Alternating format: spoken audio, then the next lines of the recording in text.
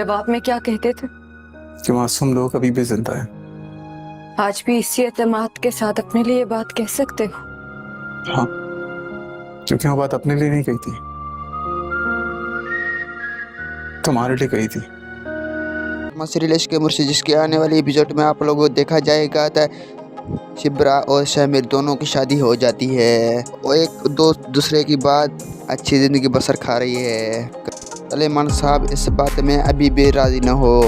वो कहती है तो मेरी बेटी इस बात में खुश नहीं है। अपनी बेटी शिब्रा से पूछती है तो तुम इस शादी में खुश हो या नहीं।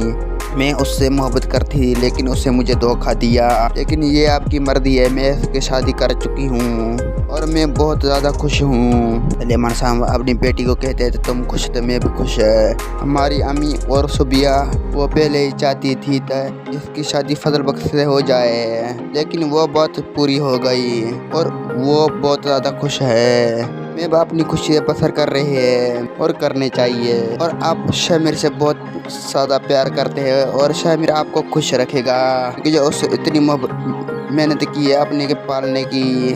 सलेमान साहब कहते हैं तुम बेटा अपनी ज़िंदगी बसर की है और अपनी घर के समझकर अपना घर ये बना दो।